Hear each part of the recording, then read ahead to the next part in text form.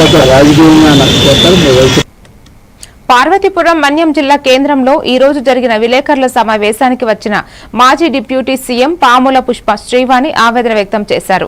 గిరిజన ప్రజలు అంటే అంత చులకన అనే ఆమె ఆవేదన వ్యక్తం చేశారు.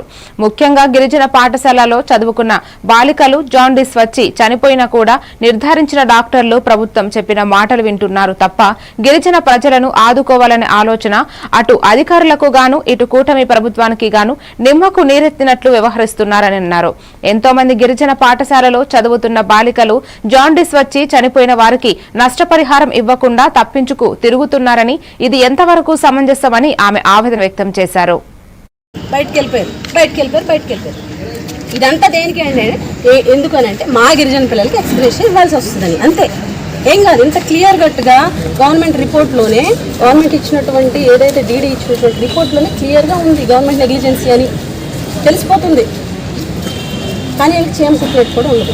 ఎందుకంటే వీళ్ళు గిరిజనులకి ఏదన్నా జరిగితే ఈ ప్రభుత్వంలో ఎవరికి కూడా చీమ కుట్టినట్టు కూడా ఉండదు. ఈరోజు మేము కలెక్టర్ గారి దగ్గరికి వచ్చి రిప్రజెంటేషన్ ఇచ్చాం. పాపం కలెక్టర్ గారికి ఎంత ఒత్తిడి ఉందో చూస్తే అర్థమైపోయింది. కలెక్టర్ గారికి ఉన్న ఒత్తిడి, కలెక్టర్ గారు ఇచ్చినటువంటి రెస్పాన్స్, అసలు ఇన్స్టిట్యూట్లో చనిపోలేదు, గవర్నమెంట్ వైఫల్యం కాదు అని కప్పిపుచ్చుకుంటున్నారు. నిన్న జెడ్పీ మీటింగ్లో మాట్లాడుతూ జెడ్పీ మీటింగ్లో ఎంపీపీలు, జెడ్పీటీసీలు, పార్వతీపురం మన్యం జిల్లాకు సంబంధించిన వాళ్ళు, అలాగే కురుపం కాన్స్టిట్యున్సీలకు సంబంధించినటువంటి ఎంపీపీలు, జెడ్పీటీసీలు పోడియం దగ్గరికి వెళ్ళి ప్రొటెస్ట్ చేసి ప్లకార్డులతోటి స్లోగన్స్ చేసి ఎక్స్గ్రేషన్ ఇవ్వాలని అడిగినటువంటి సందర్భంలో మంత్రి చేసినటువంటి వ్యాఖ్యలు ఏం చేశా, ఆవిడకి ఎప్పుడూ బాధ్యత లేదు, ఎప్పుడు బాధ్యతారాహిత్యంగా మాట్లాడడమే.